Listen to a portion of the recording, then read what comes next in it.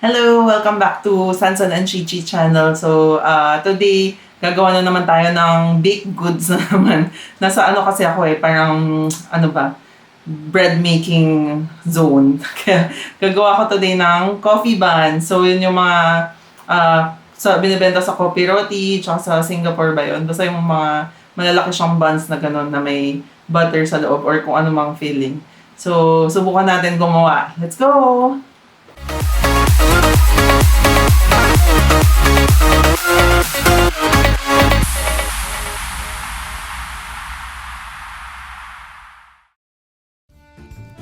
Ito ang mga ingredients.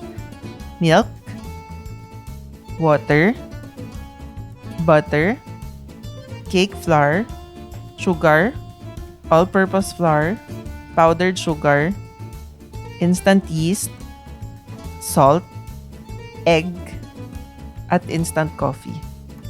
Magsimula na tayo. I-activate muna natin ang yeast. Maglagay ng 150 ml na warm milk sa isang bowl. Tapos ilagay na natin ang 1 teaspoon na yeast at 1 teaspoon na sugar.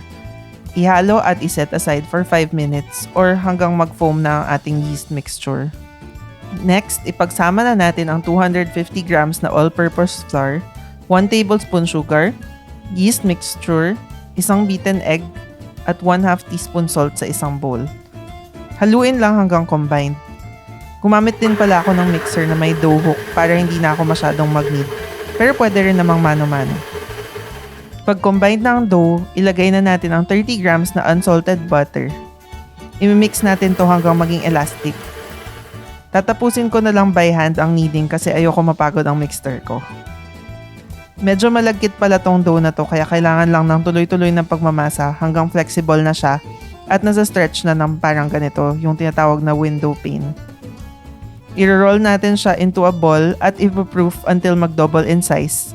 Mga 1 hour yon. Ihanda na natin ang coffee topping ng ating coffee buns.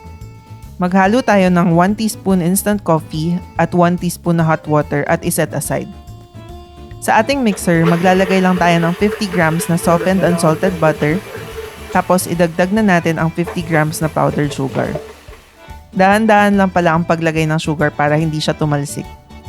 Ilagay na natin ang 50 grams na cake flour at pagkatapos ay pwede na tayong maglagay ng isang itlog. Pag combined na, pwede na natin ilagay ang coffee mixture na sinet aside natin kanina.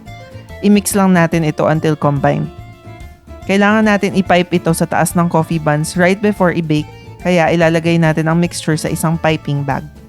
Pagkatapos ay ilagay na natin sa ref ang mixture until ready to use. Pag nag-double na in size ang dough natin, i-punch na natin para ma-release ang gases. Pagkatapos ay i-dust natin ang work surface ng konting flour bago ilagay ang dough. Kailangan natin i-divide into 9 na parts ang dough. Sorry, hindi ko na tinimbang kaya hindi pantay-pantay ang nagawa ko. Bibilugin natin isa-isa ang 8 sa mga dough natin at ilalagay sa isang baking sheet. Kailangan ulit natin i-proof ng 1 last time bago i-bake.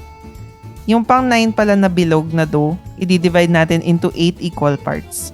Ito kasi yung paglalagyan natin ng butter para lang sure na hindi mag-leak yung butter. I-cover lang natin at i-rest ng mga 10 minutes ang mga dough. After 10 minutes, kunin na natin ang dough natin. I-stuff muna natin yung mga maliliit na balls with the frozen butter. Isang cube sa bawat small na ball. Yung butter na ilalagay natin, which is 8 pieces na 1.5 cm butter, dapat frozen para hindi siya matunaw habang sinastuff natin siya into the dough. Hindi naman kailangan specific ang measurement ng butter pero dapat salted siya para mas masarap. Tapos yung small na ball na yun, isa-stuff natin dun sa 8 na nagawa na natin na bigger balls. Siguraduhin natin na nakaseal yung ilalim. So yung part na nakaseal dapat ang nasa ilalim. I-proof na natin ang mga buns natin for 1 last time for about 30 minutes or until mag-double in size. Pag handa na ang buns natin at nag-double na in size, pwede na natin i-top with our coffee mixture.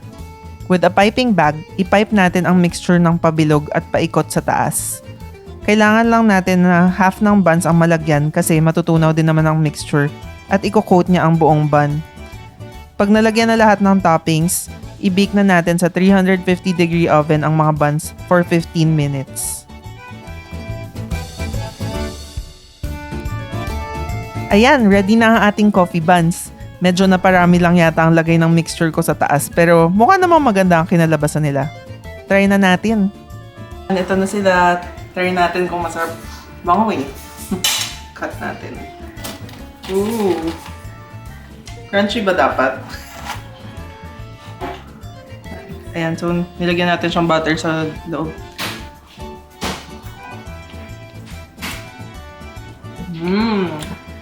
Buttery, sarap.